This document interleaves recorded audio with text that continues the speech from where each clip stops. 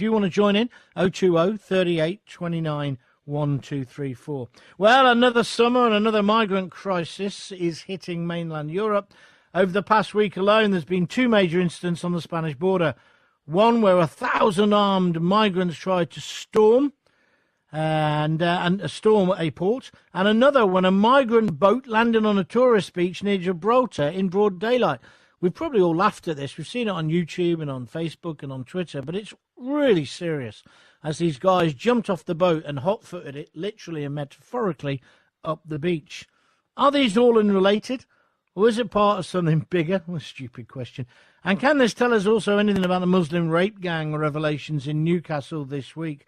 Well, Associate Director of the Henry Jackson Society and author of the brilliant book, The Strange Death of Europe, Douglas Murray, has written a tremendous piece in The Spectator on all of this, putting the two things together. And I'm delighted to say Douglas joins us now. Hi, Douglas. Hello, very good to be with you, John. Very good to be with you. So now it looks as if mainland Spain might be the major port of entry for these illegals after they've already swamped Italy. What on earth is going on? Well, it's a very good question, because in the last few years, Spain has actually avoided the worst of the migrant crisis. The most of the people who've been coming in illegally into Europe have been coming in through the Italian ports of entry and the Greek ports of entry. The interesting thing is, of course, that since the EU did this massive bribe to the Turkish Sultan Erdogan last year, there has actually been a drying up of the movement into Greece from Turkey. Yeah. So most of the concentration this summer so far has been on Italy, where about 100,000 people have illegally entered the country this year. And Spain has been quite a long way behind, with only under a tenth of that movement. But perhaps this is going to change now. This has been the tendency that as exits and entry points are addressed, the flow moves elsewhere, and that looks like that's happening with Spain. And who are these people who jumped out of the boat, and where have they come from? We don't know, and the authorities in Spain don't know. There's been a claim that about 10 of the 30 to 40 people have been found by the authorities. All of them will stay in Spain, all of them will stay in Europe. Going back to the 90s, when there was a flow into Spain from Africa, everyone stayed, and everyone will stay now. There's no chance that anyone's going to be repatriated. Once you're in Europe, you get to stay. And most of them, from what I can see, they're all young men from sub-Saharan Africa. Yeah. That's the normal route, that's the normal flow. It's the same in the Italian islands, by the way. Everyone talks about Syrian refugees. There's almost no Syrian refugees coming in now. These are almost all to the Italian islands this year as well, young men from sub-Saharan Africa. And so they're all economic migrants. None of them are refugees. Well, some of them will have claims of asylum. In fact, all of them will claim asylum. Some of them may even have some legitimate claims. But the point is that almost the vast majority are going to be economic migrants. They're undoubtedly fleeing horrible economic situations. But the problem that we have in Europe is, can Europe really answer and be the home for everybody in the world who has economic problems?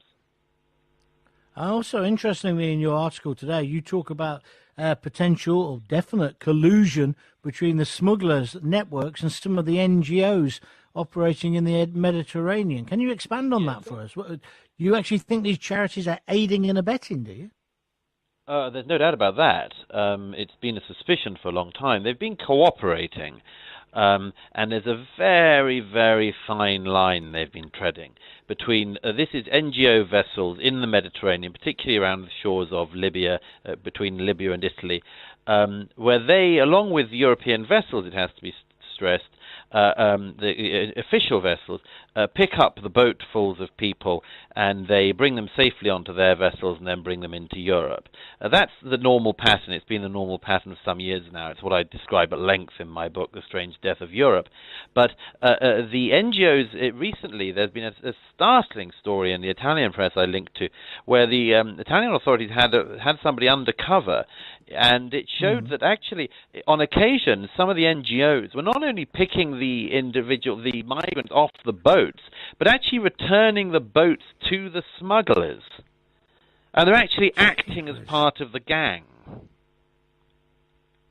What should we be doing with these people as we pick them up in the Mediterranean or on the beaches of Spain or Greece or indeed Italy?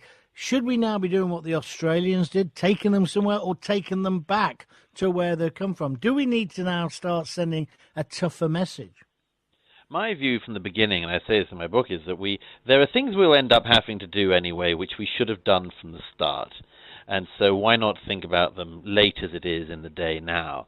And one of them is, yes, nobody should be able to come into Europe and have their asylum claims processed in Europe.